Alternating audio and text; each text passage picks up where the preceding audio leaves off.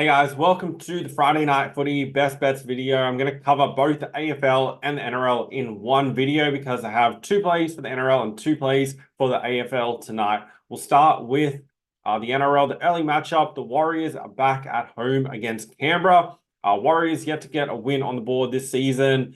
They struggled against the Sharks in their opening game and then unlucky, you could say, to lose against the Storm last week. It's going to be interesting how they come through that matchup. It can either make or break teams in a way. They can come out flat the following week because of the disheartening of that loss, or they can bounce back.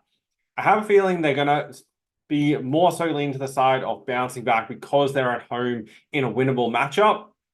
And for that reason, how I'm going to play this game is I'm going to take either team to win by less than 12.5 points. So basically, either team to win by up to 12 at $1.75. That's at Ned's under the winning margin. Markets try bet 1 to 12.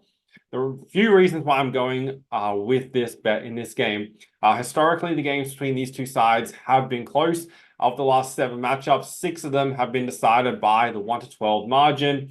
Then last season, Canberra, pretty much when they win by 1 to 12. All 13 wins were by that margin, and 10 of the Warriors' 17 wins were by 1 to 12. And then when we also look at these two sides, Canberra have been the better attacking side and the better defensive side, so I think they're going to be able to hang around in this game. They're also going at 90% completion rate through their opening games. Therefore, they're not going to give up many easy opportunities to the Warriors. Teams with really bad completion rates can get blown out. Teams with high completion rates tend not to.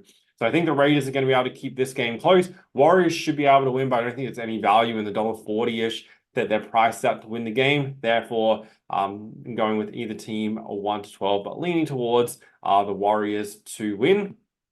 And then in the other game, later on, the Roosters take on the Rabbitohs. I feel like this one is fairly straightforward. I'd be surprised if the Roosters were to lose this matchup. Both teams are missing key players. Lachlan Ilias has been dropped for the Rabbitohs, so they got the replacement halfback coming in. And then Luke Keary out for the Roosters, which is probably the bigger loss of the two. But the Roosters have been the better of these two sides. Beat the Broncos in week 1. And then if we use the Broncos as the form line through both of these sides, the Roosters beat them over in Vegas, and then the Rabbitohs were smashed by them last week, and the Broncos completed really poorly in that matchup. So Rabbitohs technically had their chance to win.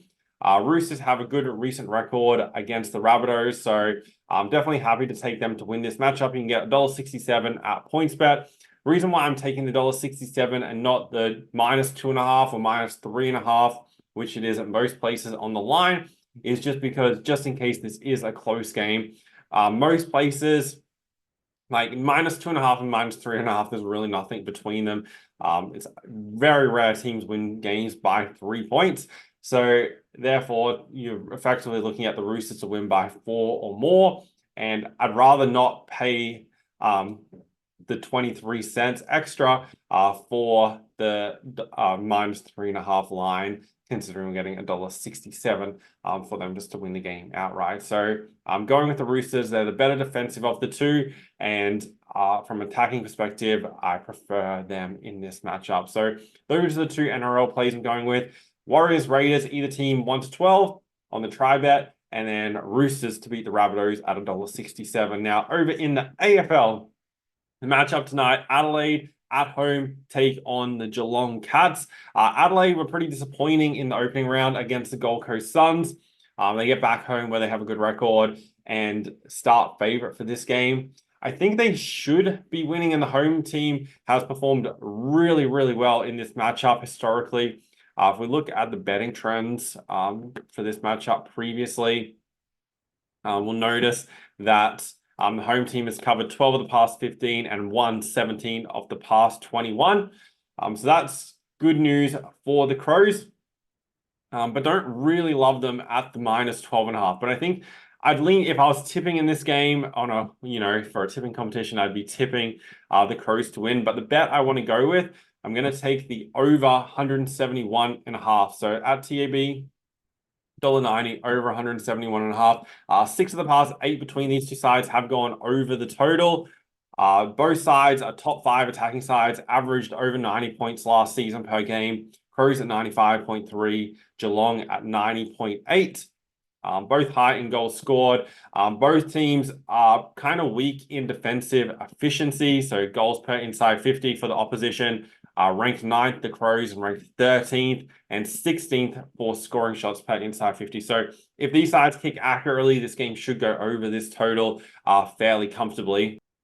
And if we look at their opening round form, firstly, Geelong put up 76 points against Saints, who performed well against Collingwood to win that game last night. So that's a good little form reference there for the Cats being able to score.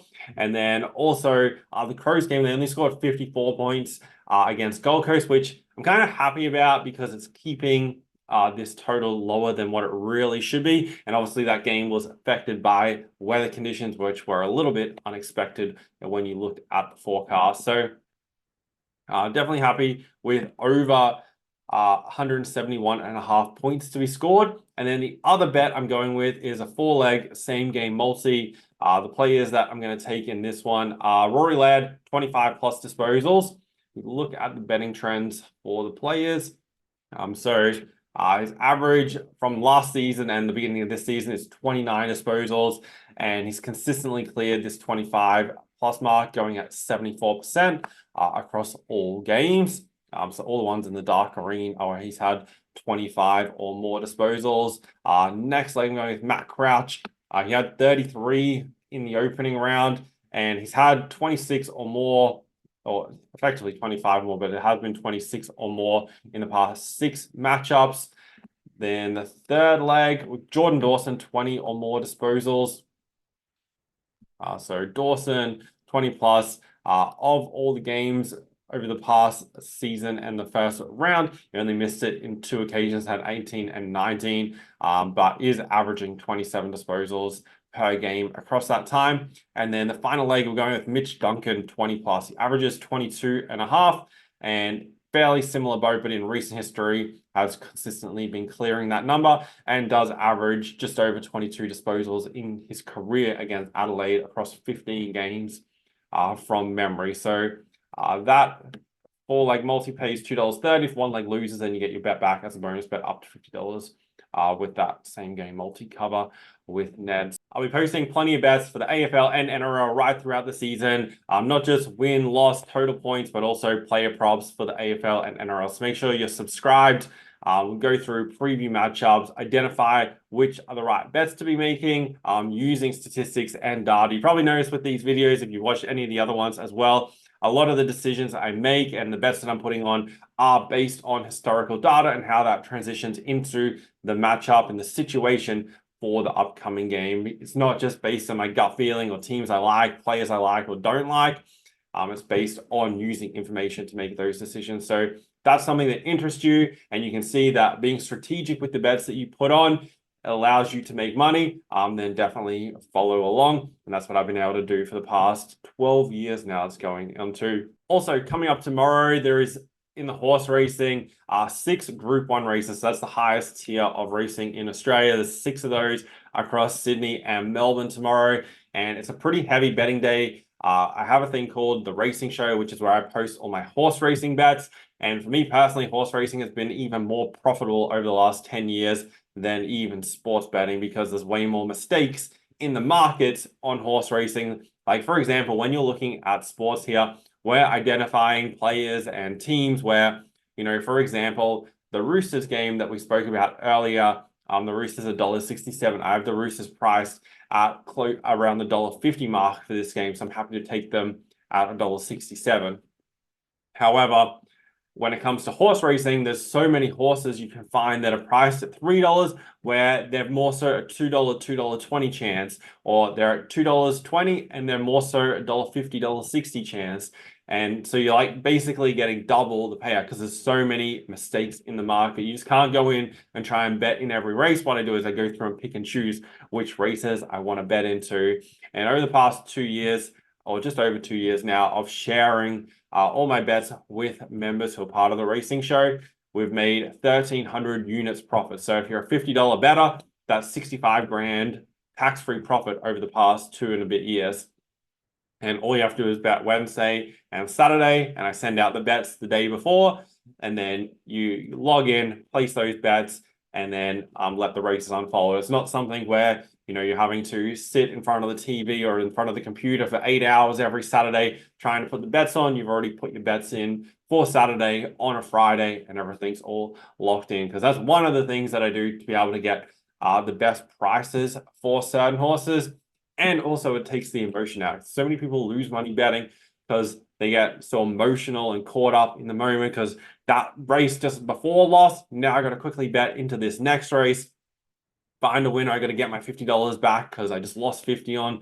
And, there's a couple in a row that lose. To say you've lost 4 in a row, you're like, crap, now I'm down 200. Let me put $50 on a $5 shot so I can get that $200 back. And then that just cycle continues. So you don't ever have to worry about going through that because of the way we bet in the racing show. So if you haven't heard about it, make sure I'll put a link in the description actually of this video so you can easily go check it out. I post all the results of every single bet I'm putting on. So it's not just I'm saying we've made 1,300 units. You can actually go through and view the result of every single bet for like date stamped, how much or how many units we had on it, at what price, and see all the results. So definitely if horse racing is something you're interested in, or more importantly, if you just want to make money from your betting accounts, definitely check that out. But hope you guys have a great weekend. Enjoy the sports, enjoy the racing. I'll be posting a video tomorrow morning with my best bets for the Saturday games, and then another video on Sunday morning for my best bets for the Sunday games. So make sure you subscribe so you don't, and have your notifications on so you don't miss any of those. Talk to you guys soon.